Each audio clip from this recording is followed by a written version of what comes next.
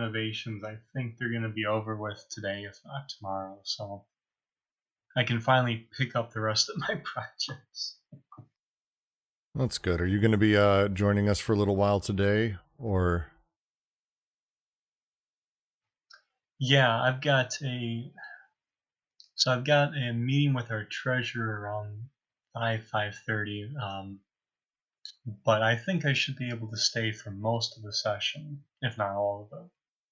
Good. It may be a light one. So far, no one's joined since the announcement, which is fine. So we may do a shorter one. Mostly what this is because I know you didn't get to join last week. Or were you here last week? No, you weren't. We finished 3-7, as you probably assumed we might. But we ended very close to the time. So it's just like, cool, let's go back and actually talk through what is actually in 3-7. Talk about the sister, talk about the mother, talk about incest and how these things shift and what they change, how they change over time. And that's kind of the, like, bring your questions. Let's talk through it. Yeah, I really like the idea for a review session, especially because this is where you get.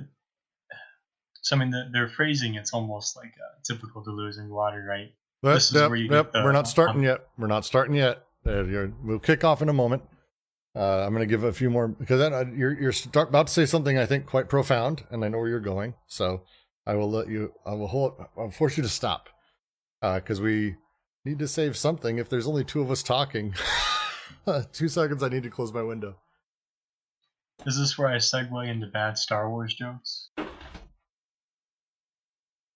I took my headphones off and didn't hear that. Would say again, Jack?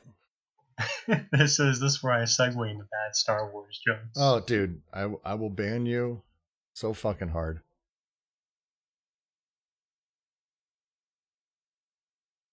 All right.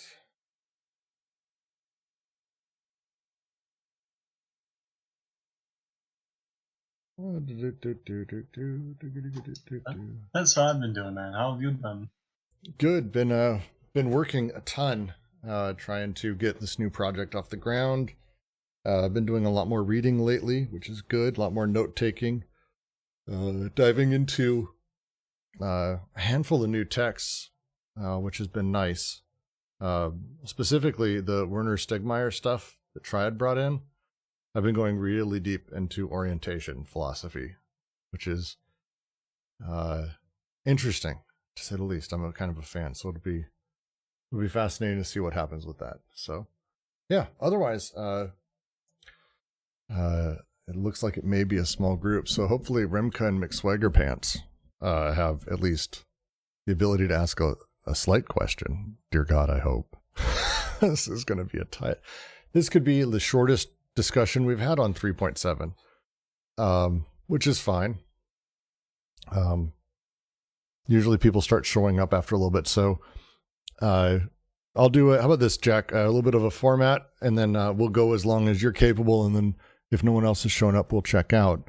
I'll do my intro, and then we'll do sort of an overview of 3.7, talk through what we do, if Remka or McSwaggerpants have things, or random person on YouTube or whatever.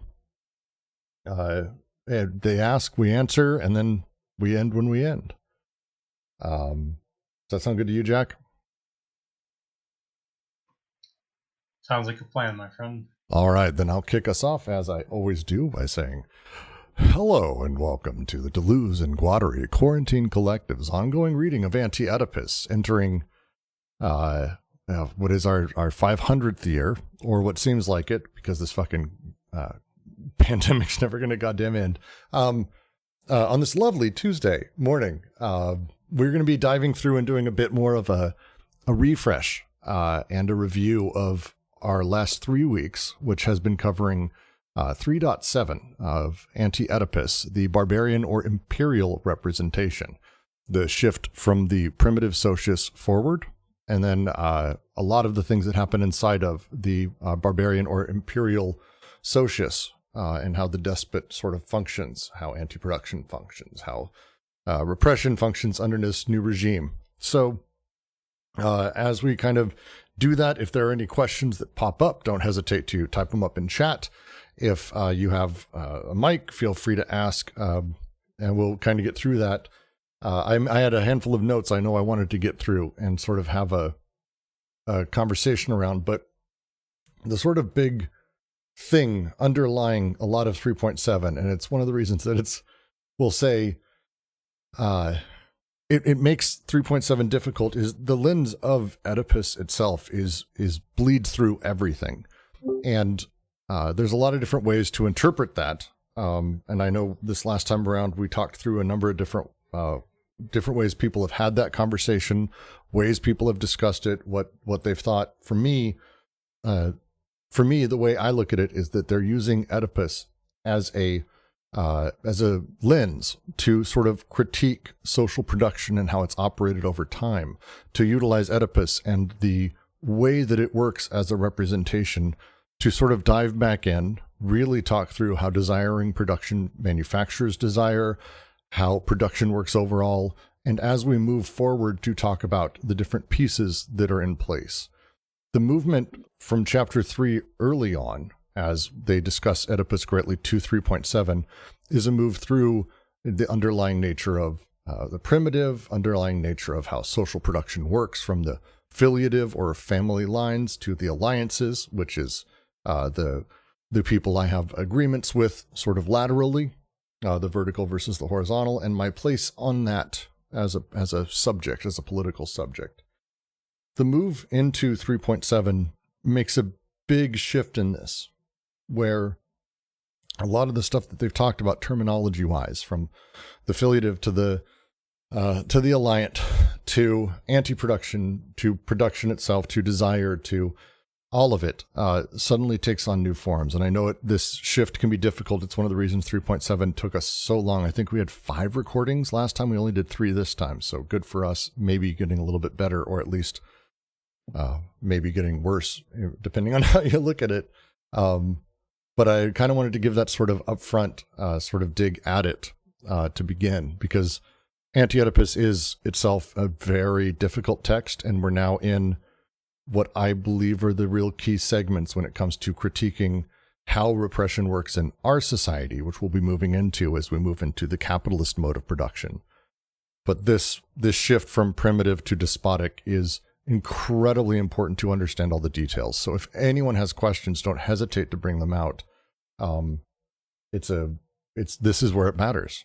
Jack, I know you had some other thing to say. Yeah, I would tack on to that. So sometimes you don't have to start with questions, right? Sometimes it's just passages that interest you. And there may be questions that arise. There may be just things that interest you that spur a conversation. So if there's just passages you find really intriguing, we can start there too. It doesn't always have to be bewilderment.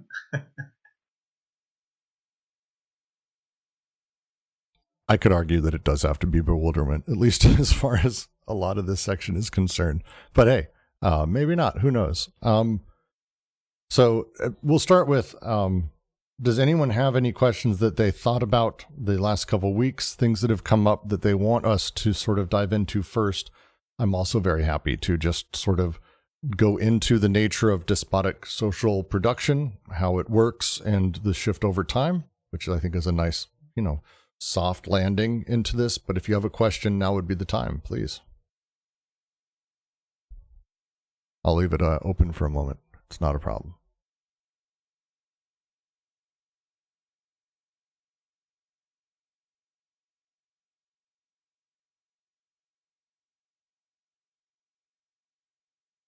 I'm happy to have a awkward silence. I should have music in the background so people know that my mic's not broken.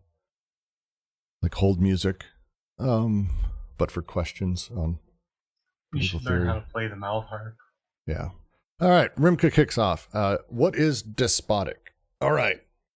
This is the nice soft landing, so we'll just go into it. So, the way Deleuze and Guattari view history, is sort of a universal history, not one of things inevitably leading into one another, or there being this nice clean line through time, but instead that things over time, like desiring machines and production itself, have fits and starts and breaks and pieces here, lay here until they're found here and are picked up later.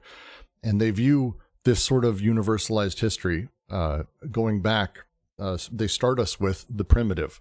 The primitive socius, as we discussed, and it's worth going slightly into, is a power structure that is very much up against directly with your desiring machines. So you have on the one side, for example, you'll have on the one side you'll have your alliances, which are the people you've decided to agree to make a tribe with. So they're not directly your family, but they're people in your immediate area that you work with and you deal with on an imminent sort of constant basis. Opposite that, you have your familial line, your filiations. This is not just mother, father, but this is the people who kind of you're born into. Let's say you don't have a choice. Like it's another imminent thing, different direction. So let's think of these two sort of axes as placing you somewhere on them. You are related to all these people in some way. How desire is manufactured and controlled there is, again, right up against desire. These things don't have a secondary later. There is no meta story here. There is no secondary setup. It's very much just, we need food as a people. You are the hunter. You're going to go get it. Then in this way, a hunter, for example, would never eat their own kill. They would bring it back because their desires are directly in line with those that they're right next to. Their desiring productions are up against it. How this is managed is through an insanely complex and very powerful network of debt relations. It is not an exchangist system, but instead very much based on debt. And that debt is carved out very early, literally on people's bodies quite often, to have you owe society this, or owe the group that, or become a man in this way. If you look at initiation ceremonies as people come of age, men and women, in a lot of Aboriginal and Indigenous peoples, they literally scarify, or they mark, or they tattoo, or they do some kind of pain ritual. And Deleuze and Guattari go deeply into how all of this functions. But that is my way of saying that I know my duties as I move forward. Now, all of this has a secondary side to it, which is we don't really at this point have written language. Instead, we have graphisms, we have cave drawings, and we have spoken words, sounds and things that mean things, and pictures that sort of mean things, but no written words, no letter alphabet, anything of that sort. As such, the words that I'm saying or how I communicate, or the pictures that I draw, are again, like my desire, almost imminent to the real, the thing that they're representing. This setup means that when I draw a graphism, for example, there is kind of no secondary meaning to it. It's meaning that thing, and it's more intuitive and directly connected to all of that. That's the very short version of kind of what is the primitive.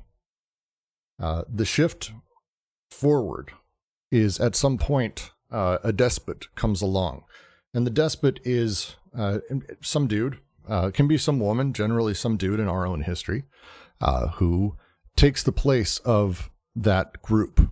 Whereas before your debts were to the people around you, to your filiative and alliant groups, now your debts are to this now conqueror. The barbaric or the barbaric or the imperial representation is the terminology they use, and we need to think of it in those two lines. One is like a Genghis Khan type character, or the imperial, which is the Roman type character, where they're a god, effectively a godhead of sorts, that all debts are now accounted for. They are the father of all or mother of all. And for the filiative, they're also the one we do all of our work for in the alliant. Everything, all lines sort of trace back, and because of that, all debts go back to the despot. In the way that you might say that a king rules over all the land, owns all the land. It's the king's deer, it's the king's land, it's the king's corn. This is the terminology used quite often in sort of medieval Europe, not far off in Chinese history. There's some commonalities here in terms of having sort of that godhead figure that everything is ultimately done for. This despot, because they control multiple tribes, they are that sort of now disconnected second layer. Before, If the group needed a chair, we made a chair. If we needed meat, someone went and hunted. This is kind of how it's set up. But the despot, because all of these groups now owe him a debt, he now has to organize all of them in his own way. And his own way tends to be towards some grand idea. The example they use, and I'm going to try to use less Orientalist examples, in Egypt, they've decided that they want to build a pyramid, or they want to build Hadrian's Wall through Europe. That's not a thing that a village does. No single village of like 50 people builds a huge monument. It's the collected works of dozens or hundreds of groups of people. How do you organize them? Well, you tell them, I need you to do this thing. And so they do the thing. They make the marble, they transport it, they put it in place, they carve it, they feed people, they grow the corn to provide. Whatever it is, the groups are now given edicts on what their production should make based on the desires of the despot. Because the despot overall is overseeing all of these things.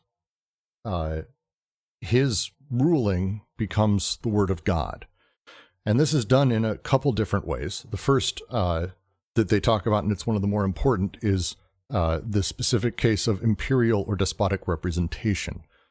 Representation shifts from the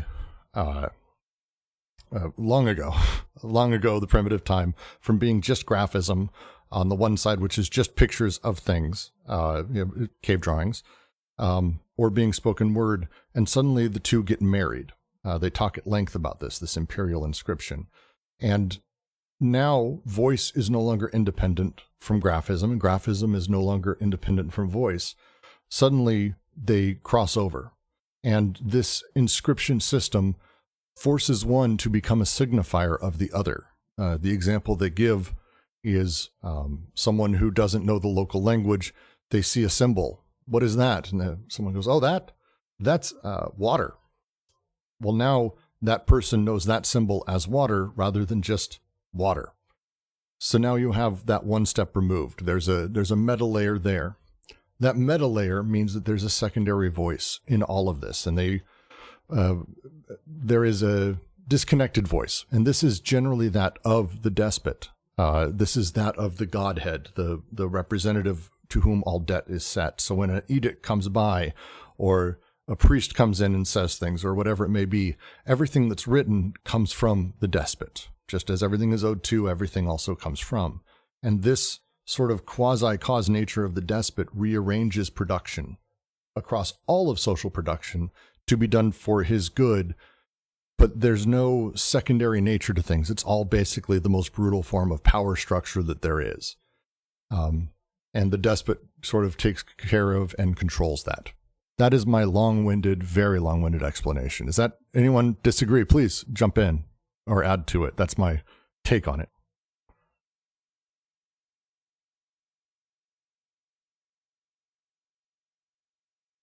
Was it too much, Remke?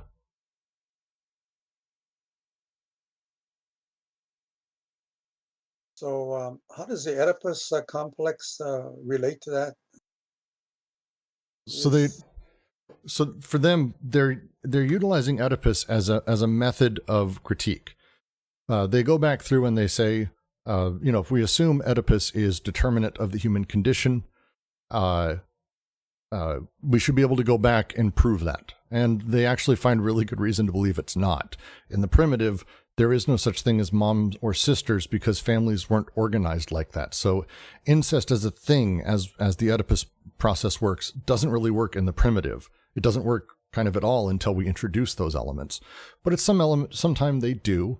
With the despotic, as things sort of shift, because the despotic ultimately is both your familial line, your filiation, and your alliant line, there's kind of this incredible thing that happens as the despot goes off and marries someone. He's going to marry essentially the universal sister, no matter who it is, because again, the despot is alliant. It's brothers or cousins or whatever. The despot represents that. And so now suddenly we're playing in a very different place where the despot essentially is going to marry my sister and then fuck my mom and his own mom. Because this representation, because again, by separating the voice, the phonemes from the graphemes. The primitive didn't really have representation as we do. But now, because everything that's written comes from and is reliant upon the written word and the signifiers, now we suddenly have the essence of what is a mother or what is a sister. It's not literally my mom that I'm going to want to fuck. We're not there yet. We aren't at the point where we actually have Oedipus yet, but the pieces are starting to show up.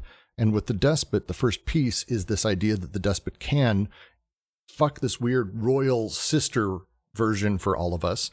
And at the same time, then also, fuck his own mom, because the queen is the queen mother.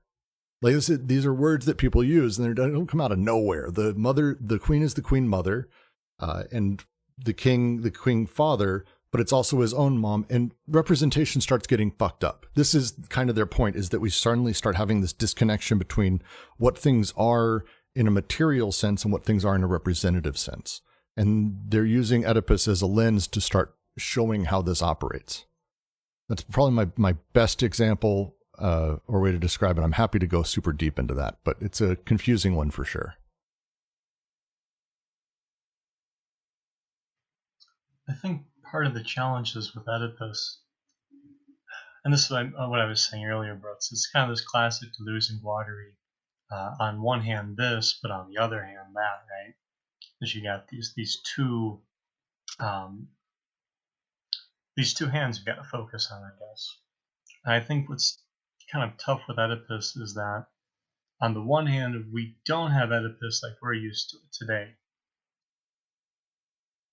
The Socius is capital. But on the other hand, we do have Oedipus doing things, right? In the primitive, it's I have to pull my notes there, but I think it's least represented, whereas in the barbarian Socius, it's going to move and I actually do different things, right? But at the same time, like you were saying, in the primitive Socius, the incest that's possible is different from the incest possible in other socii, right?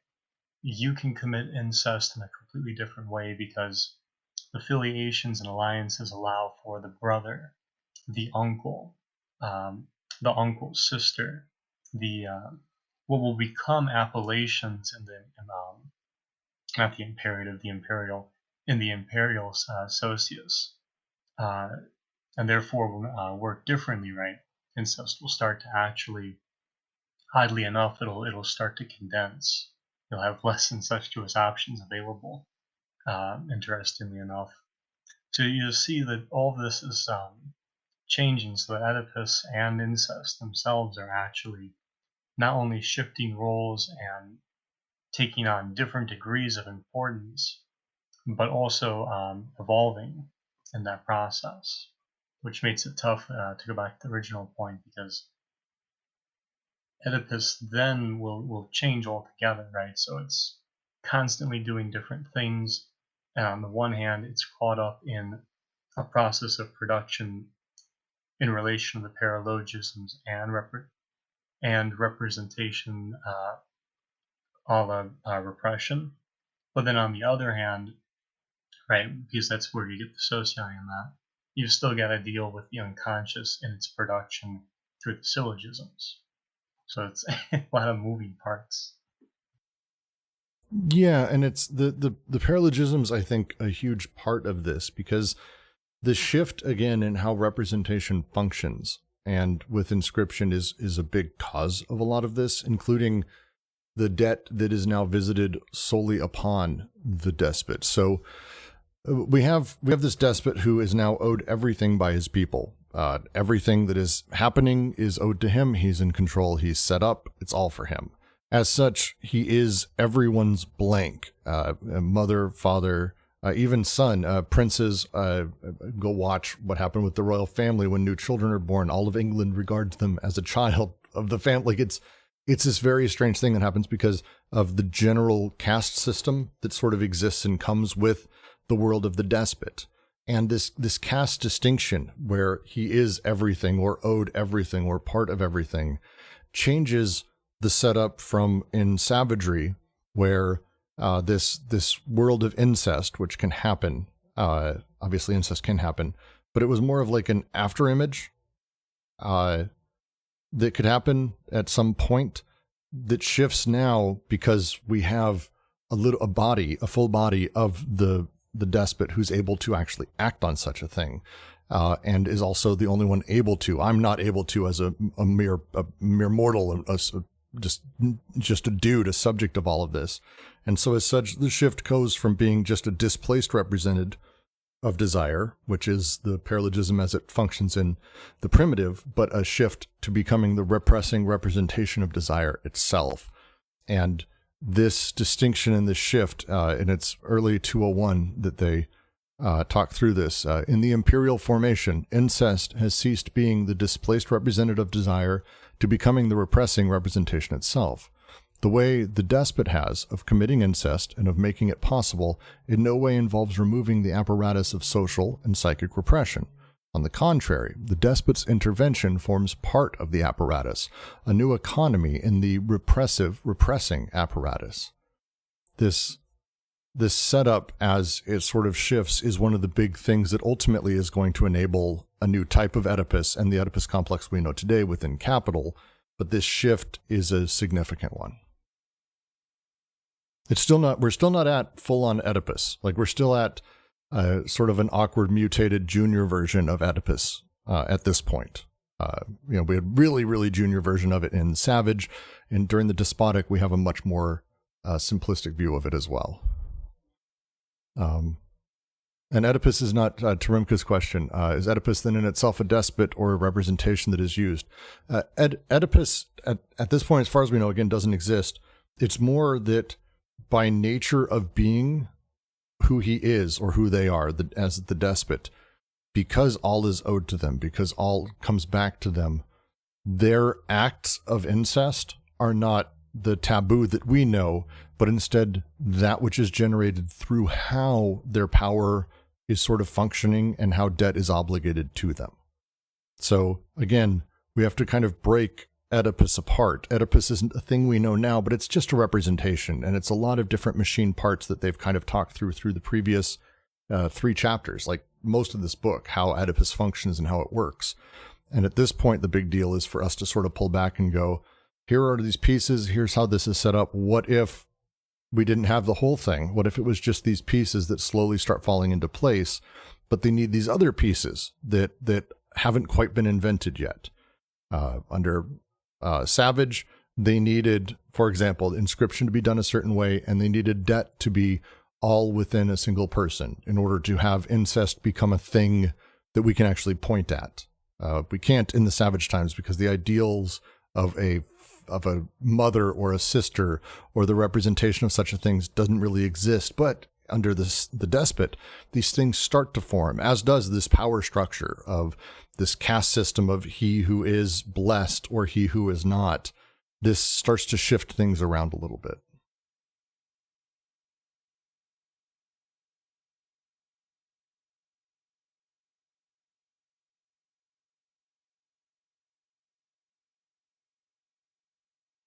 Did that help or did that confuse?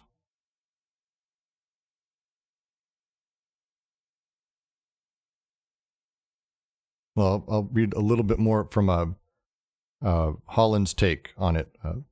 Royal incest is still not yet the incest of every man's psychoanalytic Oedipus complex, though we are a step closer. For this form of incest exercises its mode of repression not by universally forbidding it, but by making it licit for the despot alone within a system of rigid caste distinctions. The position of the despot, then, is in a literal sense an enviable one. He concentrates in his person the function of anti-productive expenditure for the entire empire and all of its people, and exercises the right of eminent domain over everything they produce and reproduce, as well as over the very life and death of the people themselves. Inasmuch, and absolutely everything is owed to the despot, and all organs, persons, and products belong to him as parts of his full body, his transcendent position is inherently paranoid. They quote from, I believe it's actually the end of the chapter, royal incest is inseparable from the intense multiplication of organs and their inscription on a new full body. The apparatus of social repression, psychic repression, i.e., the repressing representation, now finds itself defined in terms of a supreme danger that expresses the representative on which it bears, the danger that even a single organ might flow outside of the despotic body, that it might break away or escape. Basically a gigantic trap for all desires inside of this representation. And again, as Jack was saying, this goes back to the first paralogism, the fifth paralogism, that of representation, which is kind of a big one for these guys. Is that worth going over? Jack, do you want to take a crack at going over it? I see you kind of did a little bit. Yeah, I can give some words. So when we're talking about the socii of that and the transition from the primitive to the despotic, and to kind of keep in mind this question of I guess Remke's question in a nutshell is, what does Oedipus do for the despot, right? How do they relate to each other? And so I guess I would say what keeps me kind of oriented is that when we're talking about the socii, right, we're talking about, I mean, we're talking about a lot of things, but we're talking about something in relation to the three syntheses that is critical to how they're going to play out, whether syllogistically or paralogistically. With the primitive, right, we're talking about the affiliative and the alliant that basically work in relation to the earth associus so as to basically shift flows, right? So that flows can move one way, be blocked another way. This is that whole plus minus language I think they work out from Leibniz and I can't think of his name, Levi-Strauss, between the two of them in a previous section. And with that, right, they're working out how connections are formed through flows that are either blocked or channeled. So I guess they're channeled either way, allowed to flow in a different way. How that will be playing out through inscription, so the affiliative, the former being the alliant, right? How things connect and then how things are distributed, affiliation. And then that will lead into the third synthesis, which will give you your subjectivities, your consummation, and consumption, right? So as we're looking into the despotic, we're seeing now how, and this is kind of how they open up 3.7 before they take a major detour to explain what they mean by that. Because it's kind of weird how they go from like, this is incest and how affiliation and alliance work, and then this entire thing about repression and representation, which kind of expands on the point, but it's almost like they start with the conclusion, interestingly enough. So that is to say that what's going to majorly change with the despotic starts to be constitutive of a despotic socius is that we've moved from the earth and its processes of coding to the despotic or the barbarian and these new processes of overcoding, right? Because with the earth, it's not like there aren't codes, right? There actually are codes, and that's part of what the socius does in the primitive. It codes exceptionally hard. It's one of the things, just to make sure it's very clear, in the primitive, there is brutal repression. That it's not a state of freedom or something like some weird idealized version of like anarcho-commune happiness. Everything is incredibly coded, and it's coded in such a way, as I said, they literally scarify or draw on bodies to sort of make sure you know what you are supposed to do and how, because your debts, the debt system exchange is based on your literal moment and your existence inside of this much smaller network. But there are no free flowing codes inside of primitive socius. Like, it's very determinate. It's very determinate. Right, because the decoded flows remain the nightmare of the socius. Correct. And that's important because the despotic will still be preventing that, right? Even though it's going to sort of work with the Earth's codes, even though that doesn't go away, neither too does basically the repression of those decoded flows, right? Those non-coded flows more so. And so with that, right, what's going to be constitutive for the despotic is no longer simply a process of codification, but a process of over-codification, which they describe kind of like layerings, right? Imbricating, I think, is another word they use. And so with that, we're starting to see no longer alliance and filiation, but the new alliance or the new connectivity, right? The new techniques of the first synthesis and the extended filiation, no, the direct filiation, my mistake. The direct filiation, or now the direct second synthesis, right? And those are going to basically coordinate how subjectivity will be produced, right? Which comes in the third synthesis. So in reference to what does Oedipus do for the despotic in that, and the fourth and fifth paralogisms, what I posted is basically a short and skinny of representation and repression. So there's three components of representation and repression, right? The repressing representation, or that which performs the repression. The repressed representative, that on which the repression actually comes to bear. And the displaced representative, which is what is projected upon with categories, rendered discernible, that is to say, comes into visibility, right? Can be understood, and provides the falsified apparent image. So that's what it was. Kind of get the third synthesis there. Although there's more going on, right? Obviously, a transcendent signifier comes into play there too. So during the savage, or in the savage sociai, however you like, the repressing representation, we have incest as the retroactive effect, or the effect of the performance of repression.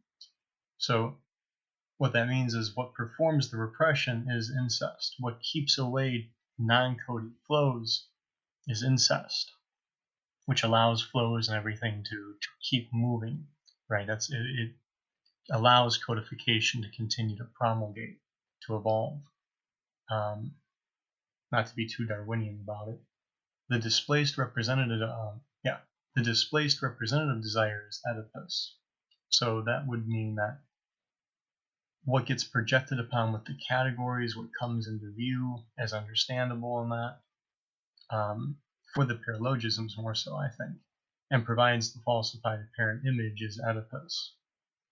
So it doesn't have the same oomph that it will in the barbarian. And then finally, what is being repressed in this representation, right? What does this bear upon as the germinal influx, which is basically that which is moving through the aligned and affiliated, right? If we really want to simplify it, it's that which that coordination is working with. So if you have two axes, right, and you're tracking, like, I don't know, how a ball bounces and you're tracking motion, here would be the germinal influx between the axes of the align and affiliative. So then in the imperial, you have the displaced representative desire, which is incest, if I remember correctly. So incest is still taking a pivotal role here, but Oedipus is going to take on the repressing representation and start to develop in its capacities, right? Like Brooks was saying from Holland, incest becomes possible in new ways, almost as though it's bordering on the symbolic, which I don't think is exactly the case, but it gives you an idea. Because like Brooks was saying, it's not the mother and the filiation. The stakes are a little bit higher now because the outsider, through the new alliance, right, through new connections, is able to do something to the sister and something to the great mother, the divine mother, however you like, that basically reconfigures the whole coordination system that bears upon the germinal influx. Yes. And just to add all of this again, to go back to JK's question about where Oedipus is in this, we're talking about essentially, as they even phrase it, I think, the long story of Oedipalization of a society. So if we think of society or the socius essentially as being not far off from our own sort of desiring machine, body without organ collective that is our own subject, it operates much the same. And we're talking about the pieces over time that cause us to be Oedipalized are not exactly drastically different than the pieces that cause society to become so as well. In fact, they're deeply tied together. So we're talking about over time, the story towards Oedipalization that comes with capital, ultimately. But lots of pieces before. It's like a jigsaw puzzle, but a Mobius strip, right?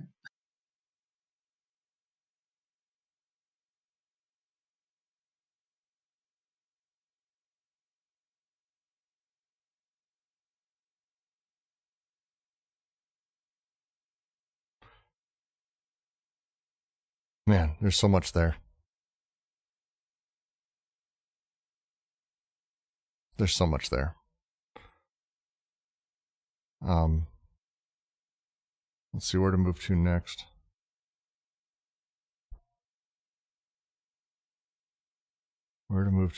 There's so much. I think we should move past the transfer. Oh, there we go. Boskert. So how do regimes change? What catalyzes the move from primitive to despotic? Does this have any relation with shifts further down the line? So there's bits and pieces. I would be hesitant to say that they believe in any grand sea change, like here is where it happened or here's the moment. It's much more of pieces of despotism start showing up and ultimately are always haunting capital as well as always haunting savage sociuses. It's always waiting because the pieces ultimately just need to crystallize in just the right way, and suddenly there you go, you got despotism. And it's not a lot. It's not super difficult, but they give some examples during the savage times, for example, as it shifts to the despotic, of like the ways that they battle against it or the ways that it tries to protect itself, ultimately in futility. But very much it's kind of this thing is on its way, and it just needs these few contingent little bits. So despotism is kind of the catalyst, Boskert's asking. So despotism is kind of the catalyst that precludes despotism in a way, like it has a gravitational pull almost. I don't even know if I would say despotism. It's parts of it that make it up. And it's a lot of different ways that it sort of starts showing up. I was having this discussion with Goering, because, their Deleuze and Guattari's take on China is we'll say, at least for the time, forward thinking, for now, hilariously backwards and super Orientalist. There's a lot of differences in terms of how, things literally play out or what the parts are as far as we see or the representations of them. But the functions and what they produce is nearly identical.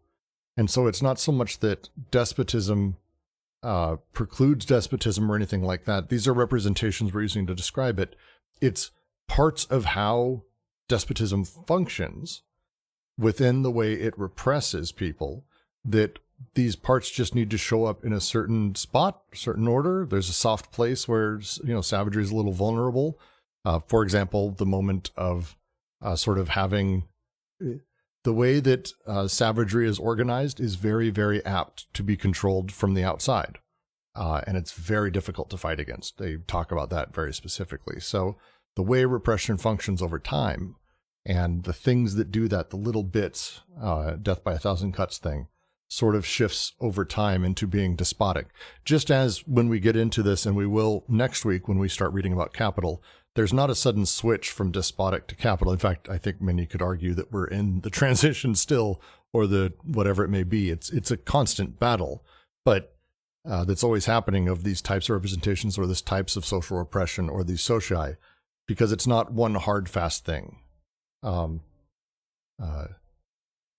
Rimcast, what was the death by a thousand cuts about? The little bits, all of the little pieces that make up despotism, the machines that ultimately cause it to produce a very specific way, there's not one. It's not like despotism is a single machine and, oh, there it is, that's what despotism is, we can stop it, or we can start it, or whatever.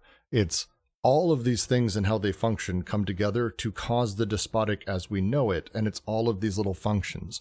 And so we just need a little bit here. It's the knowledge that a mom exists, for example, would be a piece. It's not all of it, but it's a piece. And the mom machine, or the desiring mom machine in incest, versus the being aware of a monotheistic religion and having such a thing that, hey, is the earth really what we owe everything to. These little bits that produce their own forms of repression or their own forms of desire or their own everything. These are millions of little machines in the socius that also operate and change things. Those are the death by 1,000 cuts I'm talking about, if that makes sense, Rimka. It's not one machine replacing another, I guess I'm trying to really impress that. As far as my understanding and all the stuff I've read, it's lots of little machines that sort of shift this over time. And it's not one giant, oh, cool, well, here's this other piece. Now suddenly we've got a despotic machine. It's like, sort of, there's a lot of little machines inside of that. The same way that I wouldn't say anyone is a despotic person or a full body, or that anyone has a despotic subjectivity or a paranoiac mind.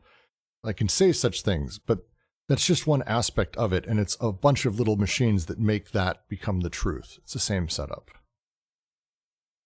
It's not literally said Neo. I'm kind of trying to make it a little bit simplistic and going a little off the reservation a little bit here, as it happens. Far off, actually, but hey, maybe I'm not terribly wrong.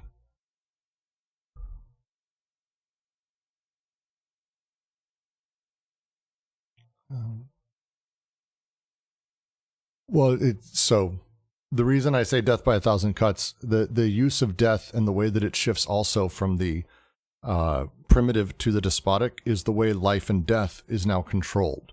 Life and death in the savage times is, I don't want to say something that a person has themselves, but there is a more direct control of such a thing. With the despot, and they go deeply into this, it's not just that I owe him my land or my food or the things that I grow, but my very life itself. I owe everything to the despot. And the power of the despot includes the power of life and death over his people. Debt becomes, and this is a debt of existence, the existence of the subjects themselves. That's a direct line from AO. So it's over time, the debt shifts, and my life I give up and I now owe to others. I draw a line between that and death pretty closely. At least I do. I've gone so far off of this now. Where are we?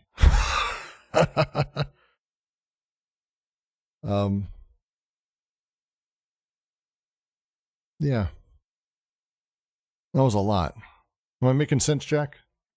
Sorry, I was talking over you. Sorry. I was talking over you. That's cool. Anti-Oedipus is always a lot, man. And that's what makes it so interesting. There's a lot to chew on in every sentence. Even the commas seem profound, like a Lispector novel. But I guess to go back to how do you get the despotic, right? What makes that possible, and what puts it into motion so that you wake up one day and a despot's in town, as Postgard said. So on one hand, it is that it's the establishment of a limit in the primitive socius, right?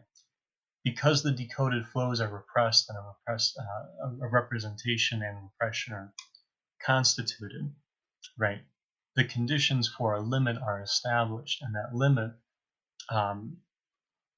and this is really interesting how they develop this. That limit makes a lot possible in the same way that a horizon, right? It's not just the closing off of things, it also opens up a whole slew of potentialities as much as it can close them off. And so in this case, right, we're working with incest as that horizon.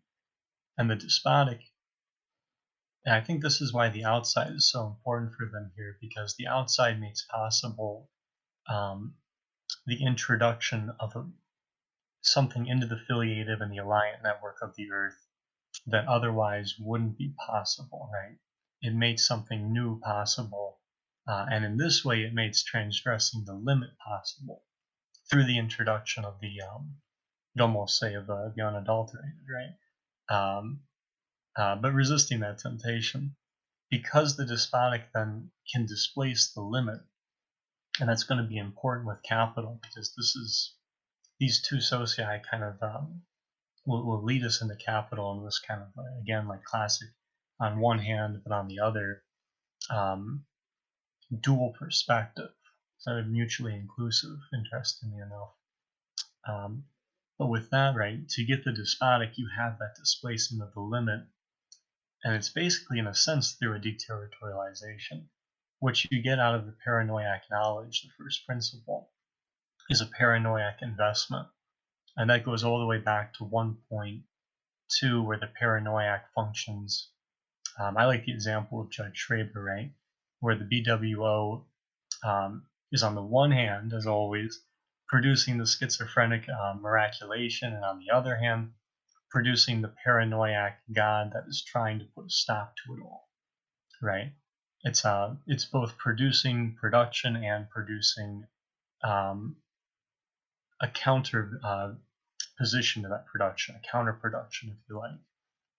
And with this kind of deterritorialization, with this first principle of paranoiac knowledge, with this desert, right, you have the earth being re-territorialized altogether, in the same way that overcoding, right, it doesn't get rid of the codes, but it overlays them, kind of like a desert could overlay what has been there, right? So where, like, it's not just that the grass is gone, it's that the whole topography, the soil, and things are changing altogether. Uh, so I think that kind of gives you at least the starting point for where does despotism come from, right? Whence despotism? It's through that displacement of the limit, through definitely, like you're saying, bro, it's not one but a series of paranoiac investments that makes that displacement not only possible but will actually make it actualizable. Yeah, I like all of that. That's great. That's really great. So the question of what is driving the what is the motivation behind the despot these despotic flows? It brings into question the Nietzschean idea of will to power, and also the pleasure principle, right? When you talk about Oedipus and so forth, Oedipus complex. So those are probably the driving forces, and of course the fear of the reaction against the despot. Those are counter flows that are also emanating from resentment and revolutionary reactions that create paranoia, right? And so those kind of like reaction and counter reactions are also forces, right? Could I start that one, Brooks, and then I'll Yeah, turn it go over for to it. you? So, so one of the big moves that's really interesting here, especially if you're like me and interested in finance or just economics, right, is that we're going to move from the primitive socius in a system of debt relations to a barbarian socius in a system of credit relationships, where the credit is infinite, right? It's always uh, I mean, both in a sense are promulgating, but in this way, right? It's always uh,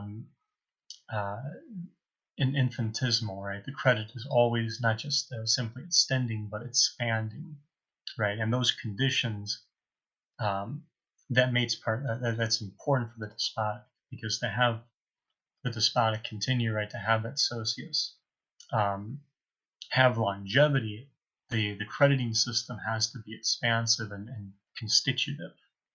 It's part of the, I think it's been critical for any principle of paranoiac knowledge that you're going to have this crediting aspect to it. So with that, right, that's a big move from a debt relationship to a credit relationship. It seems almost conflative because they seem so close together, but it's a huge move. So to get at your question then, because you're bringing in Nietzsche on that, where they close 3.5 in their transition from the primitive to the despotic, I think is kind of insightful there, because it's going to help us understand that one, some things are changing because they're leaning on Nietzsche for a lot of the debt credit thing, right? That's not just like they're not just like looking at Marx here and that anymore. They're looking at Maus. Um, But they are going to provide an important criticism of Nietzsche that's going to play into the despotic. So this is pages 191 to 192, and I won't read all of it. I'm just going to kind of jump around a little bit. Coding pain and death, it has foreseen everything, except for the way its own death would come to it from without.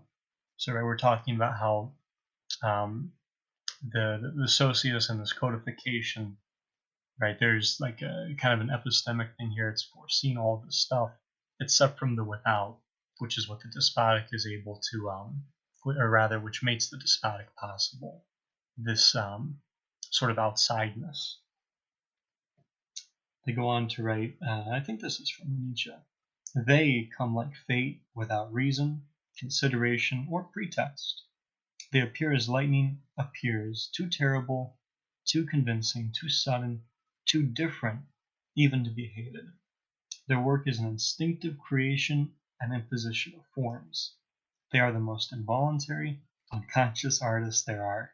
Wherever they appear, something new arises, a ruling structure that lives, in which parts and functions are delimited and coordinated, in which nothing whatever finds a place that has not been assigned a so-called meaning in relation to the whole. Then he goes into a great deal about guilt. I'm going to try and jump past this crazy long each bit. They are the founders of the state. Nietzsche will come to establish the existence of other breaks, those of the Greek city-state, Christianity, democratic and bourgeois humanism, industrial society, capitalism, and socialism. But it could be that all of these in various ways presuppose the first great hiatus, although they all claim to repel and to fill it. It could be that spiritual or temporal, tyrannical or democratic, capitalist or socialist, there has never been but a single state. The state is dog that speaks with flaming roars. And Nietzsche suggests how this new socius proceeds, a terror without precedent, in comparison with which the ancient system of cruelty, the forms of primitive regiment and punishment are nothing, a concerted destruction of all the primitive codings, or worse yet, their derisory preservation, their reduction to the condition of secondary parts in the new machine, and the new apparatus of repression. All that constituted the essential element of the primitive inscription machine, the blots of mobile, open, finite debts, so-called the parcels of destiny, finds itself taken into an immense machinery that renders the debt infinite and no longer forms anything but one and the same crushing fate. The aim now is to preclude, pessimistically, once and for all, the prospect of a final discharge. The aim now is to make the glance recoil disconsolately from an iron impossibility. End quote, and I think that's Nietzsche. The earth becomes a madhouse. So it's not quite pleasure here, or at least I don't think it is, right, even though desire is at play. It's going to be this move from cruelty into terror, and this move out of, and we can look at other passages to expand this analysis, but this move from debt into credit that makes the despotic not only possible, but that's going to be part of this transition. I also want to just make sure, because we're talking specifically, just to go back to the question about what the despot produces and the flows that come from the despot. My understanding is that there are none. So the despot works and is effectively, and I know, JK, you're in our logical sense reading as well, the despot's a quasi-cause. It's not actual cause. The despot doesn't do shit. Like, doesn't actually do things. It holds a place in the role of signification that makes it seem like it's doing shit. But it's like the earth in the primitive. The earth doesn't do anything. The earth is just kind of there. But the earth is what gives us our bounty and our good harvest. It's like, Earth didn't give a shit. The despot doesn't give a shit. The despot doesn't do anything. But to it, all things are attributed. Ah, yes, because the despot looked down on us and gave us a bounty. We as a people will go to war. I mean, God, just how many countries that had a despotic ruler literally identify with the ruler as being the father of the land, or the one who made it all possible. It's incredibly common in despotic or dictatorial countries for that to be the case. The leaders very rarely do anything in such an environment. And so that quasi-cause becomes a bit like a monotheistic god of that sort. Also does nothing but that we ascribe everything to. This is not so much that they're producing, but it's that they're overcoding the alliances and the flows that are already there that basically cause them to come back through themselves as the sole cause. Everything is owed to me, surplus is mine, all production comes back on my full body as the sole cause of such production. And it's that setup, and that thing is the challenge for despotism as a setup. So it's just very much specifically on the what are the flows coming from. I would read as none. I'm open to critique on that, but that's my understanding of all the socii, is that they don't do shit. They don't. Okay, so with they don't produce centric, anything. They don't produce anything. They organize, but they don't produce. And if you're going to walk the quasi-cause bit in, we're not talking about the body there. We're talking about the effect, right? So we're not talking about the cause. We're talking about the effect. We're talking about, well, yes, I think so. Yes. But it's difficult because they're still going to talk about the full body, right? I struggle there too. I've been trying to piece that together because the terminology, if it's consistent, would suggest that quasi-cause, we're talking about like a simulacra, right? But then we're going to see the full body of the despot. I still think even with full body, it still works. The full body of the earth is still a quasi-cause. The full body of capital, still a quasi-cause. It doesn't produce anything. It organizes and takes on production as itself being a cause of, but that it actually is not. That's the sleight of hand it plays. Through organizing production, labor, all of these things, profit, capital makes us think that it has done a thing. It hasn't done shit. It doesn't produce anything. Money doesn't produce itself. The despot doesn't produce anything. The people do. I make stuff. In the same way that and it operates. This is why it, again, to go back to it being a larger version when we talk about regimes of the molar and molecular, Brooks doesn't produce anything. Brooks is the organizational method with which all of the desiring machines underneath what I call Brooks organize in order to produce further Brooksiness. But Brooksiness is not like a thing that produces stuff. It just organizes. And Brooks is the despot inside of my body. Like, it is the fascist inside. And that setup is the same thing that a despot does. A despot, all things track to them, all flows go to them, but they don't produce anything. They organize.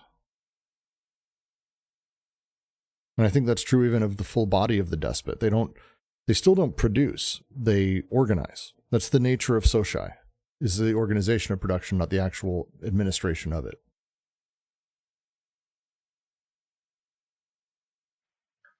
I do think that's right, because that is that like Nietzschean Levi-Straussian language, right, where the plus minus, all the flows are moving in these ways, but they're also being blocked in other ways, right? That coordination is actualizing.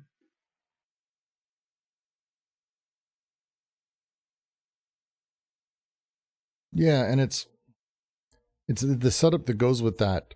And one of the things that they talk about that really is preventing capital from kind of coming in early, just as the primitive had its own things of stopping through their very deep sort of organization and the scarring of people and the writing on the bodies that prevented anyone from taking credit for what the earth was giving them. With capitalism coming in, capital wants surplus. Like, that's really what makes capital like really get to be able to organize and be the fuel that drives it. But the nature of the despotic is that it never allows more of a surplus than it needs.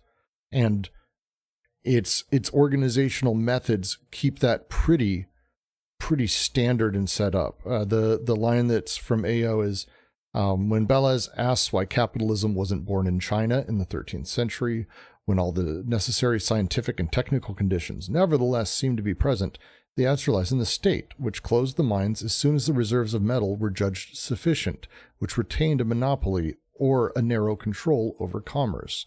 The despot, again, organizes, not produces, organizes, and keeps things within a very particular set of controls and prevents ridiculous surplus that would ultimately kind of allow the explosion of capital, just as the surplus of, the primitive is ultimately kind of one of the things that gave way to the despotic. So it's a really interesting sort of setup when we talk about it being purely organizational. It's determinate of what is going to happen, but it is not a priori, it is not a cause, it is a quasi-cause.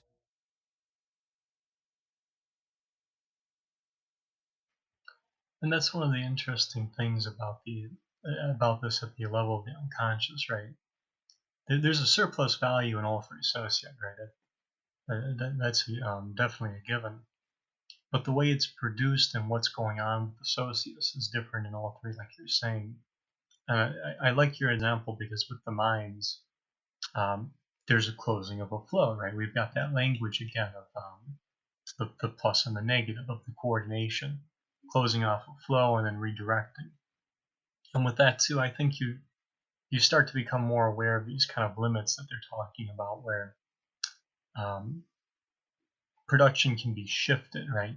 So now the new alliance, where the connective synthesis possible in the keep wanting to say imperative, in the imperial socius, right, is able to shift those connections. And interestingly enough, will shift the inscriptive as well.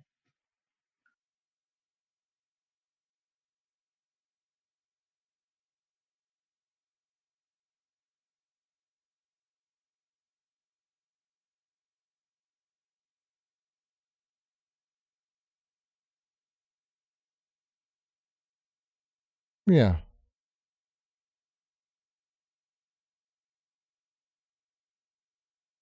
Yeah, and the repression of desire through this form of inscription, through this organization of production, because again, we're talking about there's two orders of regime. There is the molecular, which is the desiring machines, and the molar, social machines, subjects playing around with each other and doing shit. The nature of these things also is to basically create and institute versions of consumption and debt and how they play. Again, the organization of productive forces goes both ways.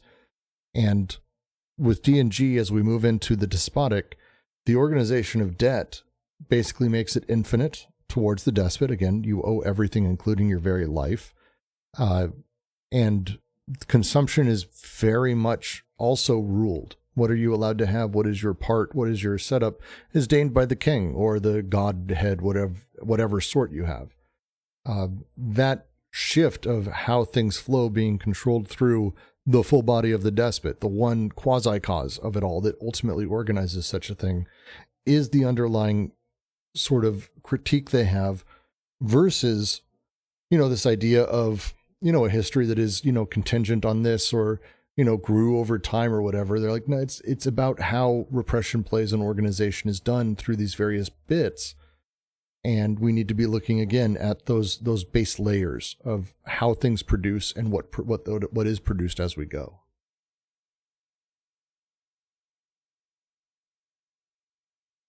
It's such a complicated fucking chapter. It is incredibly complex.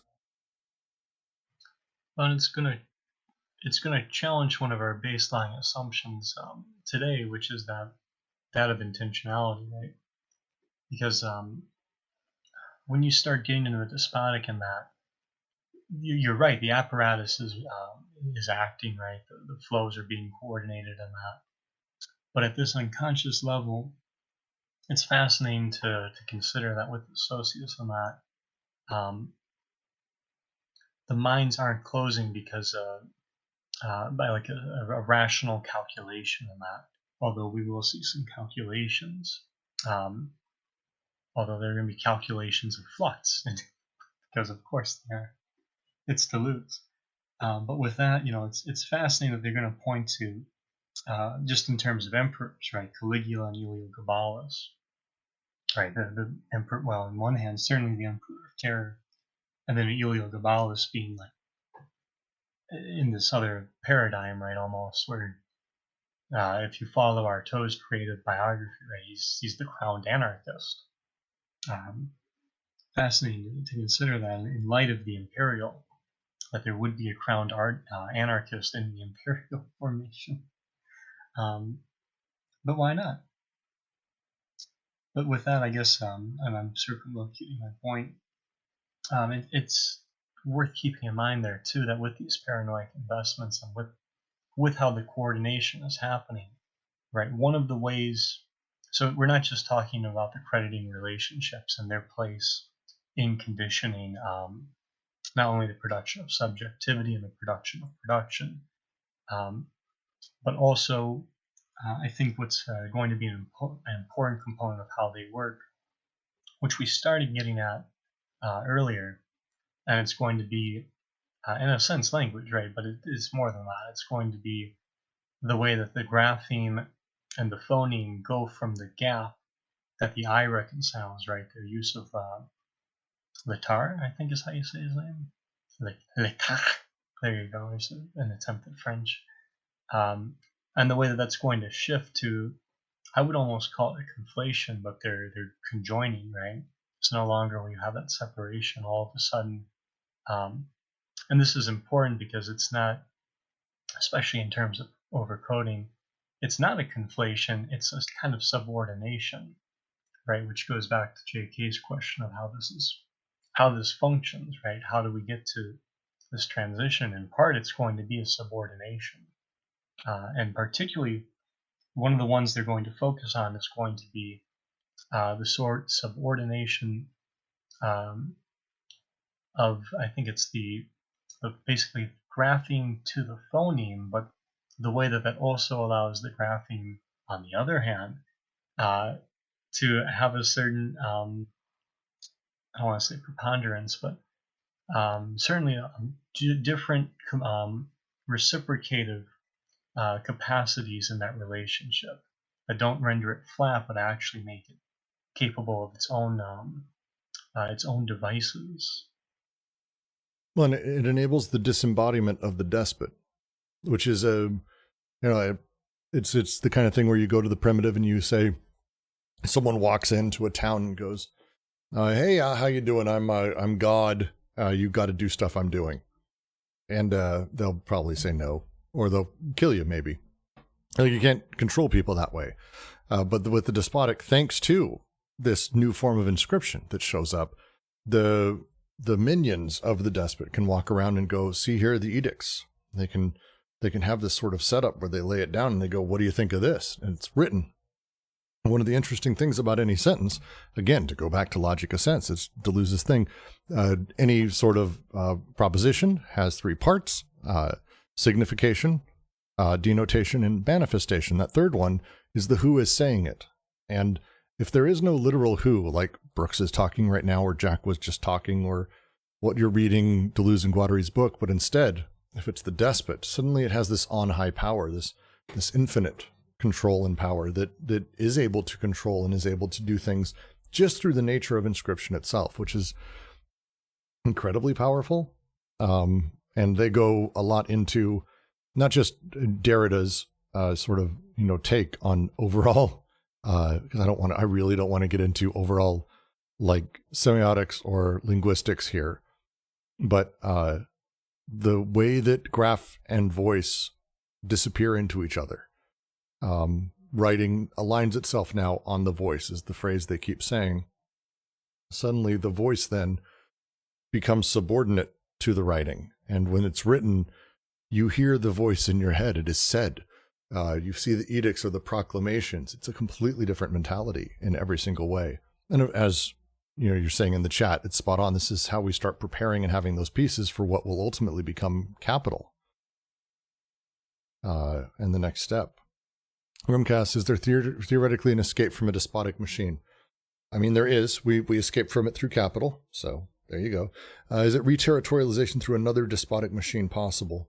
The despotic machine as a thing may have a person, they can be killed, they'll be replaced. It's one of the reasons, and they talk about this, that through many, many, many countries and places and cultures and times, that when you would get to the point where you would kill the king, another one pops in. And it's not that, oh, that king was part of it, or it's multiple despots battling.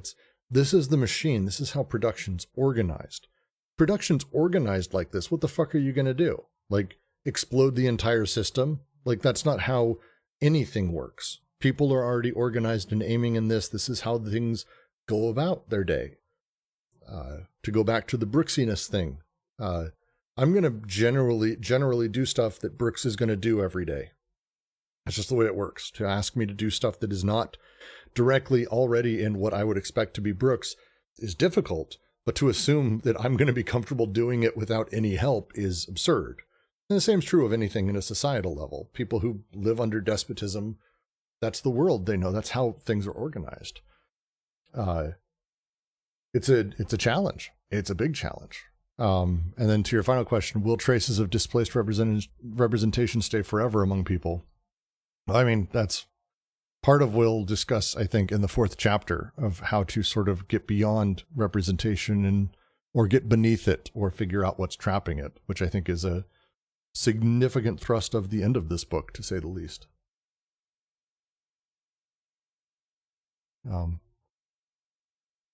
That's a lot of questions. That's a lot of answers. Boskirt asks, could we talk about how it isn't an escape, like when one regime rises, it's the full mutual exclusion of other regimes? You may have to expand on that, Boskirt. I don't know if I'm fully understanding the question. I suppose we can give another answer you don't want, but in a way, the despotic does come with lines of escape from the primitive, right? Again, not the ones you're necessarily hoping for, any more than the ones that will open up capital from the despotic are necessarily the ones you're looking for. But there are lines of escape there. And there's a lot of different ways to think through this. They're very clear, specifically in the book, and I do like Holland's interpretation of AO. This rings more true to me than a lot. Which is this idea that we've had 3 socii, and the question is, what is the 4th? So we have the first, which is a primitive socius that has no economy whatsoever to speak of, and also no power structures. It's a very imminent, deeply repressive, fairly brutal life. The dictatorial despotic is without economy. The dictator controls everything, the despot controls everything, and total power. It's a power society, very much a power society. And as we move into capital, we're going to be talking about how capital brings economy to power. And that puts us in an interesting place to figure what else may come after this. And again, if we're looking at through their eyes, one of their big things, let's talk about what life produces in the process and then see what might come next. And you ask, once we have a despot, does that mean there are no more instances within society of primitive regimes? Similarly, once the rise of capital comes around, there are no more despots. It's not clear cut like that. It's about, again, how production is organized amongst them. And very often what you find, even in history books or today, is there will be pockets. I mean, this is true in China. This is true in Mongolia. This is true in parts of Africa and South America. Any tribe that is still in what we might call primitive, or, hasn't been brought into society or completely taken over through, some awful shit, but they are connected. They are still controlled. The way they go about their day, what they produce, is dependent on that connection. So very often despotic societies will absolutely allow local tribes to continue doing what they do. It's not like they come in and go, excellent, you are now a train factory town. Like, that's not how it starts. They come in and they go, hey, this is great. We love all your stuff. Oh, you produce corn. That's great. 20% of it, we're going to take. Now 30, now 40. Over time, that starts shifting because, again, their job is not to produce things in here or to change the society. Their job is to simply organize it. And that's the shift. As soon as you have this new power structure and this new type of representation, you're kind of doomed in that direction regardless.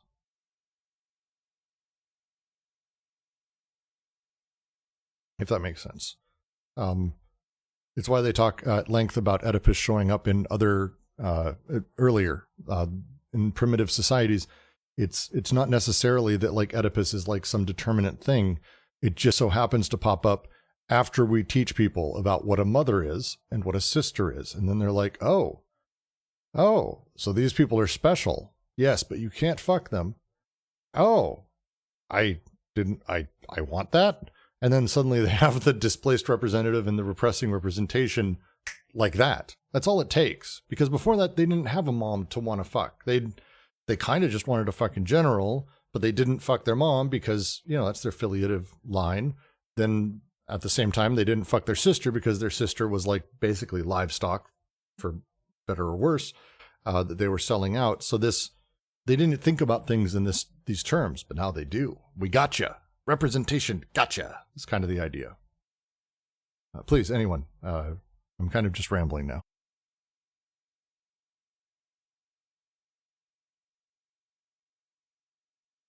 Hey, Ben, it's good to see you.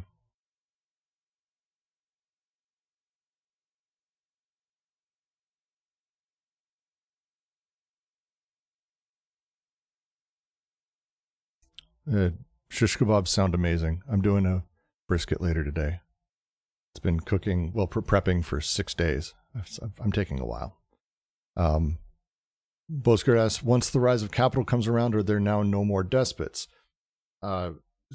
This works the same. Again, they're very big into this idea of sort of throwing out, this is the era, nothing more, everything changes on this day.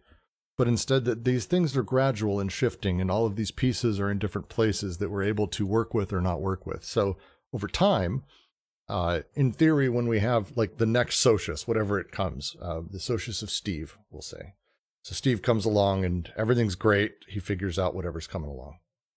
There'll still be pockets of capital because capital organizes in a very specific way. There will still be despotic pockets in places because it works in some way. And the same will be true of the primitive. Now, there'll be modified, mutated versions of such things. And their problems for it, Ben nails the wording. The despot is the ground, this undetermination, the nightmare that hides under capital. America, actually, maybe a good example of such a thing. And the primitive is the nightmare for the despot. These things don't like disappear, and it's not like we're safe from it. Oh, phew, we've passed the despotic. God, that's nice. It's instead this setup of like, we're moving. Here are these pieces we're collecting. I still have this piece over here. Shh, don't tell anyone. Don't tell anyone it's there. Like kind of hiding as we go.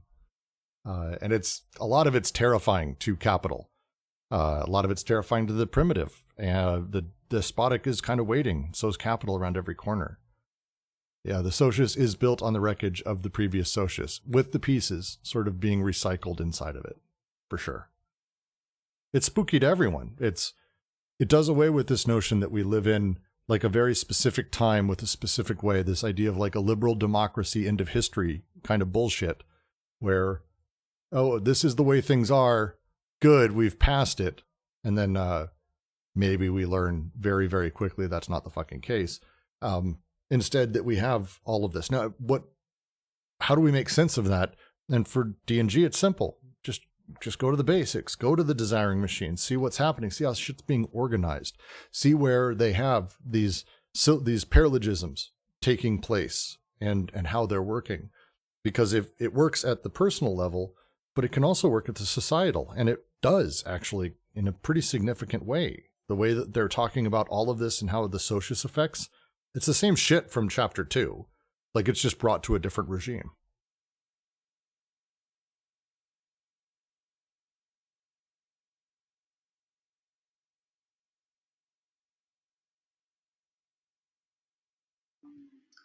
What might be helpful here, and this is always where I go, a lot of my references to trying to work out the relationship of the soci with each other, and eventually the BWO. Because it sounds like what you guys are kind of getting at is like basically what chapter 4 is going to do is right. So and it's going to be the BWO. What do you do? What do we do with these three soci, and especially with the BWO? What's possible now? And I think in a sense that's kind of how they leave it in that open-ended way, what's possible now. But if you go to page 282, the two famous diagrams, I think this is really helpful because this pendulum at the top on one hand is quite tempting to understand, and they don't necessarily say this is wrong either, to understand how production is occurring between the socii and eventually the BWO, and the breakthrough and the breakdown, right? Whereas on the bottom, they've got it organized a different way, which I've always liked. And I think this is the one they kind of go to. But if you look there, what's important to understand is that, and I think this was the point Brooks was ending on. See, I'm not sure about the terror there, because I think the terror, at least for the first two, is the non-coded flows. I can't exactly remember. I think the terror for capital is going to be the BWO, but I can't quite recall right now. But more specifically, the way that the process of production will actually still work with the three socii, and in this case, right there again with the body of capital money, the despotic body, and the body of the earth. It gives you a nice way of not only visualizing it, but seeing how the process itself will lead into the BWO, and the potentiality of deterritorialization, which will give you like that the breakthrough part, right, where the potential is potential for the possible is actually kind of opened up, but also the alternative with schizophrenia as a clinical entity, which we'll talk about in chapter 4, and the bounce back or the breakdown, right? Well, I guess this would be more the bounce back, where the paranoid investment is kind of I don't want to say reinstantiated, but maybe amplified a bit, right? Where the Oedipal neuroses falls back on the body of capital, paranoia psychoses as despotic entities, and perversions as territorial entities will fall back on the body of the earth. That those three socii still form this, or still are components of the overall machine, I think is critical. And it's a little Kierkegaardian, if you like, in the sense that it's not like you're saying, it's not a clean cut progression like you would get in, I think it's Kohlberg's moral development stages. It's more like Kierkegaard's kind of zones, where you're kind of moving from the aesthetic to the ethical, and their relationships are super critical for that, because they're not they're not really, I don't want to say progressive, but it's not like you're moving from stage 1 to stage 2. It's that you're moving through these zones, and that'll actually be kind of language for the BWO as much as the socii, right? That's huge for the second synthesis, and it's helpful too, because with this understanding, like I said earlier, it's tempting, especially in our day and age, to look at the despotic like as the Heliogabalus, or as the strong man, or as this person. I really do think it's critical to understand the socius, especially insofar as it's quasi-causal, not only for the body of the person, but also in this kind of, they'll say it's like a veritable BWO, but in this sense of, in the same way that writing, like they will say in the despotic, there's an ambiguous voice speaking, the voice of God in some cases, right? That's able to speak basically through writing. I've got to take that. We'll let you take that. Well, Jack's taking his call. Anyone have any other comments, questions, thoughts?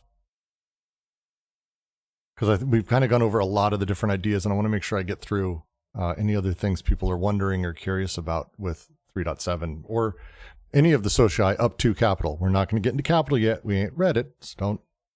I'm not a bunny, you're not a frog. Let's not leap ahead. We're going to be okay here. So we'll just stick with this one.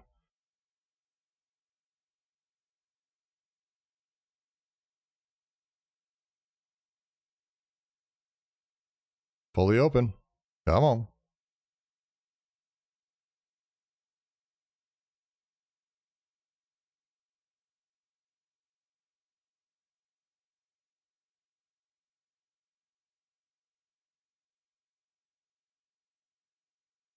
Do you have anything, JK?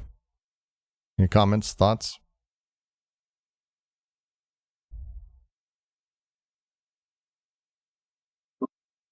Maybe not right now. Maybe a little bit later.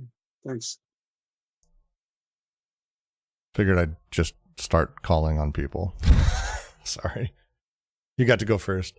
Ben, any comments on this before I move on to Bo Skirt's next question? Are we on 2.9, 3.9? We are discussing 3.7.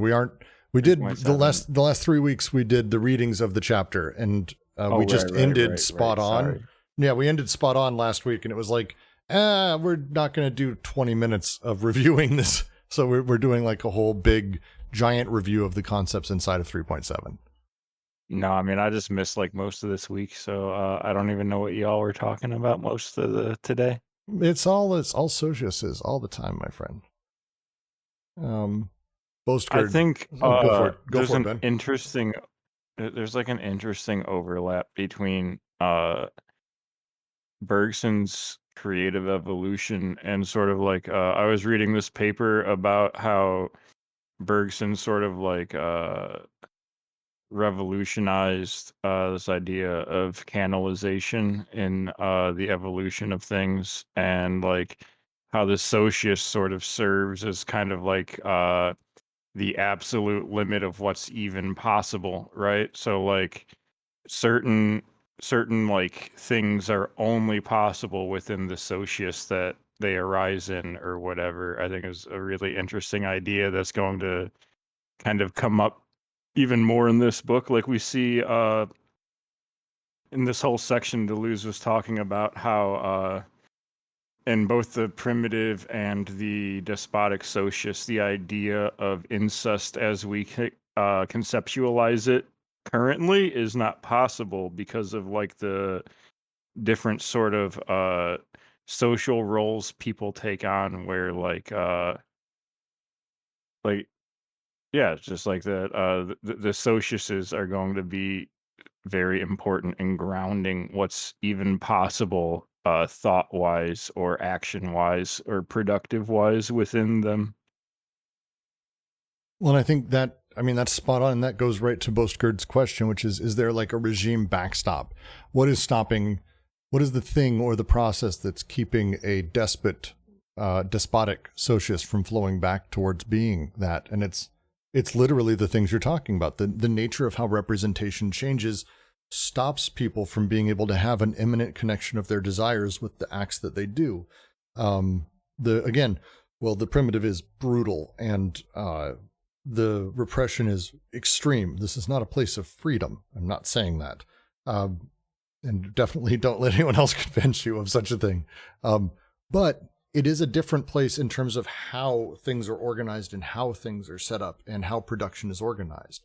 The primitive relies on me knowing my place and knowing what is expected of me, where my debts are at any given point. It's complex, it's reactive, but debts are emergent and constantly shifting. The despotic, one, changes my debts to be infinite to the despot, which means I'm always doing everything for him. But also because representation now shifts from being just purely graph or a phoneme to being the written word that is connected to the vocalized, I can't step back into a place. You can't go back to a place for that. You'd have to raise an entire generation of children without teaching them language as we know it in order to even have that be a possibility. It's again, these things come hand in hand to D&G. These are not disconnected elements. Oh, we also have this. It's like, no, there's this giant ecosystem effectively of repression, and all these pieces work together, and here's kind of where they come from. Here's where this machine gets created. Here's where this gets boom. And it's, as these things form, we get what we know as despotic. You can have despotic without representation. There are dickheads who've taken over places. No, inside of, primitive societies, they don't last. It's a different setup. They talk a little bit about that, and a few others since have done books on such things. But when you have the two married, you can't shift back. There's no going back. Just like it may be very difficult under capital for people to organize properly underneath a tyrant, because as you'll come to learn, the way that inscription again shifts or power structures shift, my dedication then becomes to capital, not to a person. And while we have some level of strongman fascist thing that's happening, the organization of desires don't happen in the same way. People are still very much individualized, atomized. It's not the same as a despotic where really we are all subservient parts and subjects of the king, even under, Hitler and the Nazis, the most extreme fascist, hardcore dictator dickheads. It's not the same setup, not the same organization. It's not the same thing. Capital's kind of one. Now, it doesn't mean capital doesn't get despotic as shit, but it just means we can't now kind of move back because we'd have to, like you say, wake up with collective amnesia of how all of these things work in every single way. Like total amnesia. Representation's a bitch.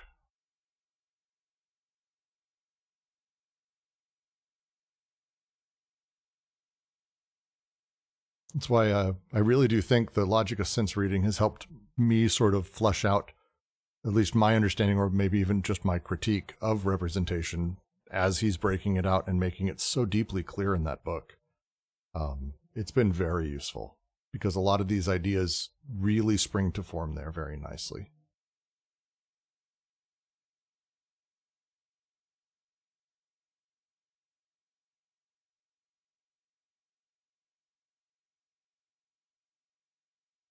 I leave it awkwardly open for a few more moments.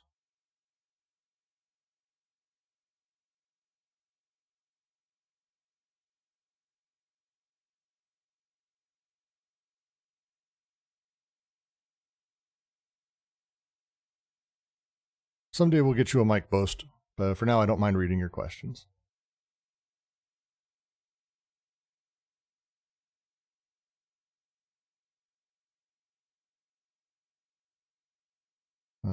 You're going to be asking the question again once we get through Capital. And we're going to have to do another review of Capital because, Capital is effectively, once we get through the next section, which is the Urstat and the idea of the permanent state, the rest of the thing is about capitalist production and organization, and capital is the socius. And this part is complex and a lot. How capital finally gets that sort of final layer into us of the entire thing, when it comes to like how Oedipus works with the paralegisms. That last little bit is kind of, it's a lot to take in. I mean, it just is. It's just a lot to take in. We're going to have to get through all of that. So, woohoo. It's going to be a lot. But more questions on this or things that you've thought or your takeaways. I'd love anyone's thoughts on this. I know I'm rambling at length, mostly just to keep from having dead air, but we can discuss anything you might need. Yeah, I have a question. Do you think that Deleuze and what are you saying that the despotic and possibly capitalism could have come about without Oedipus, without the Oedipus complex?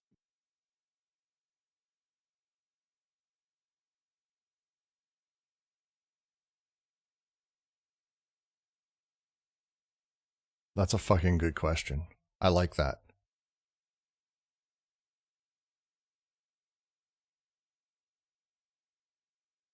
I don't know if I would say they're saying, I don't think they necessarily believe anything's wholly determinate and that we have to have the Oedipus complex for capital, but that there is a almost symbiotic relationship between how capital functions that necessitates the type of representation that Oedipus also needs to survive.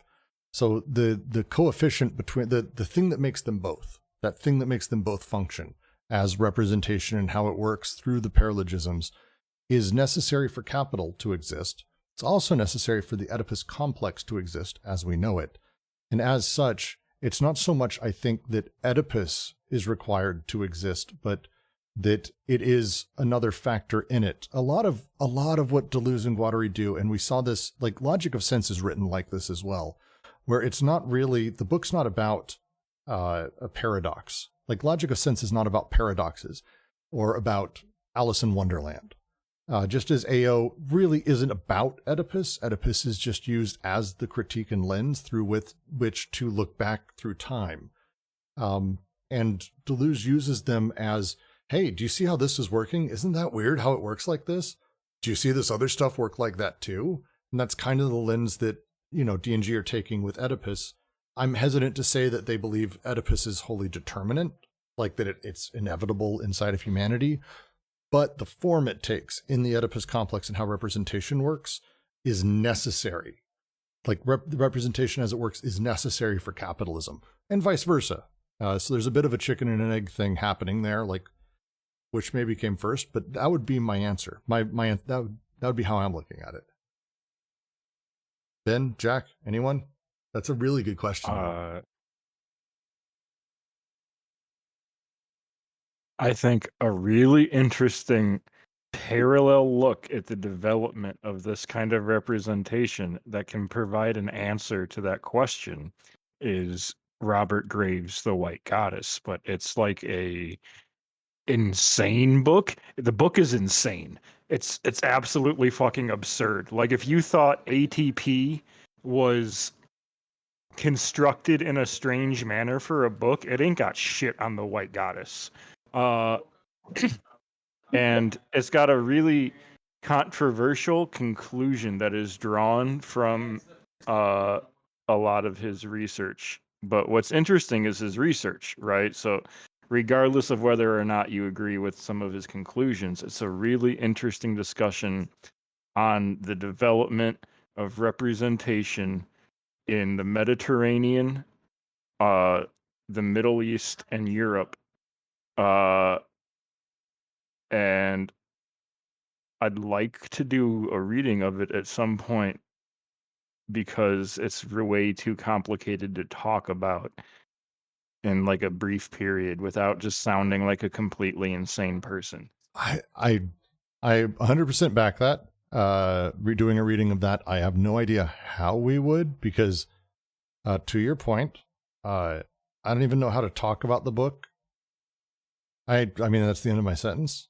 Yeah, no, it's an insane book. Like it's insane. It makes when the it makes sense publisher as you sent read it it back though. to him for like editing and stuff, like the publisher was like, "You have too much shit in here. You need to edit it." He just like sent it back full of like taped on pieces of paper and like glued in like bindings of more content to add. So it's just like insane. It's an insane thing to try to read. And I don't know how you could even begin to talk about, maybe just like pick out certain chapters that are, but then you miss a lot of it too. I don't know. It's a really interesting, anyone who's interested on like representation and like how deterministic is our society based on the way we even speak about things, and like why do we speak about things the way we do, and how did words change from being representations of a specific real thing to instead being like a grammatical unit that possesses a space within like a grammatical syntax and derives all of its meaning from its location in reference to other grammatical units. Like it's a really interesting book.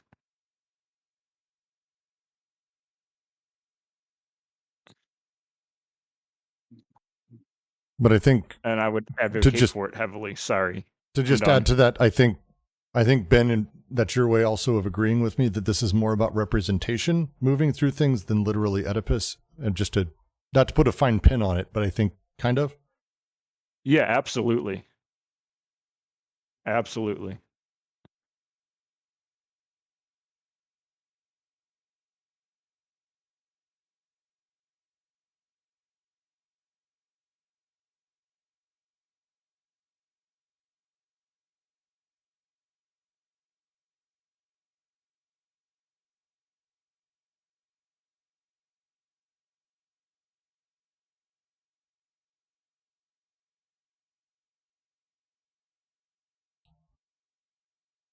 It's an important distinction too, because as we move into the capitalist, it's one, and maybe this is a hot take, I don't know. The more and more I've read this and the more I've gone over it, when I first started reading AO long ago, and when I read it the first time through with this book, I assumed it was a criticism of like the overall system of capitalism and the overall systems of things, the same way that, Marx comes decidedly at capital for how it, utilizes labor as a thing. I've moved a little bit beyond that we're not really talking about being angry at capitalism. It's incredibly pointed at representation as a thing. And I think, Deleuze's writings prior to this, Difference and Repetition and Logic of Sense point at this. But I would also add, since he paired up with Guattari, and Guattari's readings very much push in the same direction about how representation effectively fucks with the human mind. He comes at it less from the philosophical, economic side, but much more the psychoanalytic side. And where they meet is playing with how repression operates inside of us. And Oedipus is a fascinating one because it seems that we've kind of accepted. I mean, even now, we're in a time when people laugh at psychoanalysis as being completely debunked. We absolutely are still Oedipalized as a society. Like as a thing, the idea of the nuclear family and family being torn apart and how you need to have respect for your father and the law. And like, it's incredible how we just, the old comment, I think it was Zizek's, if you don't see any ideology, that means it's yours. Like we live inside of that space.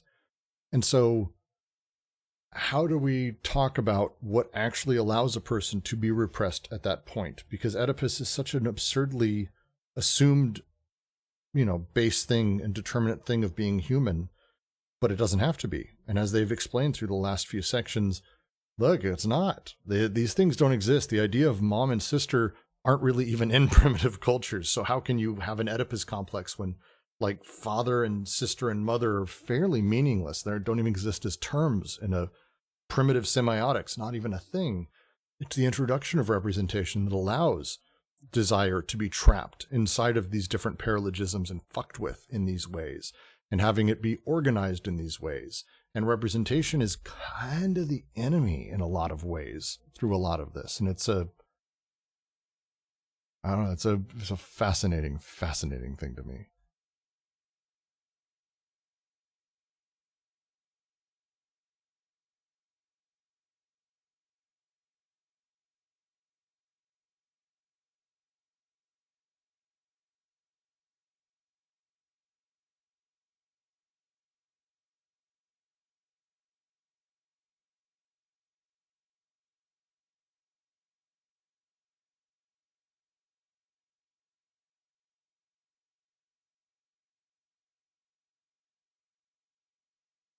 All right.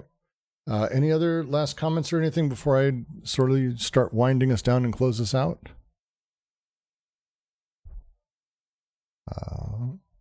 I'm glad that helps, Rimka. That's my take. Now, everyone has a different take on AO, and I'm trying to avoid my best from keeping this place being like the despotic, this is Brooks's view, given that I'm entirely fucking uneducated in a lot of this. And I'm mostly piecing together what I've heard from other people who we've been fortunate to have on the server, and also the text that I've read. That it's one of those things that I think you start to see amongst a lot of people who come from a lot of different directions and read Deleuze and become, enamored by it, that it's a take on representation. And, there's amazing books on the production of subjectivity and how these things function that have been written because of it. And it's, to me, the most interesting because I don't know if we can take on a system of capital, but I think we can learn how representation works and how these things sort of interplay to create little machines that can start affecting things differently. I don't know. Just my thoughts. Any other last thoughts before we move on? Because we are going to be closing out and then moving on to Urstat 3.8 next week, which is a short one, luckily. So we'll be able to do that one quick and then also get through a big old discussion. If anyone has a last note, now would be the time, or forever hold your peace.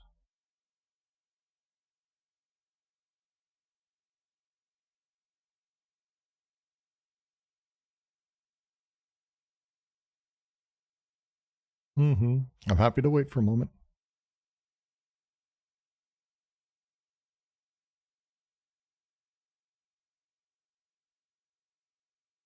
I'll read the last little bit from this section just to close us out. The apparatus of social repression, psychic repression, will have to undergo a complete reorganization. Hence, desire, having completed its migration, will have to experience this extreme affliction of being turned against itself. The turning back against itself, bad conscience, the guilt that attaches it to the most decoded of social fields, as well as to the sickest interiority, the trap for desire, its ugly growth. So long as the history of desire does not experience this outcome, Oedipus haunts all societies, but as the nightmare of something that has still not happened to them. Its hour has not come. Love those. Love that phrasing as we move into the Urstat. Thank all of you for joining us today. I hope we answered some questions. I know we rambled at length. Don't hesitate to ask any more stuff in the text chat. We will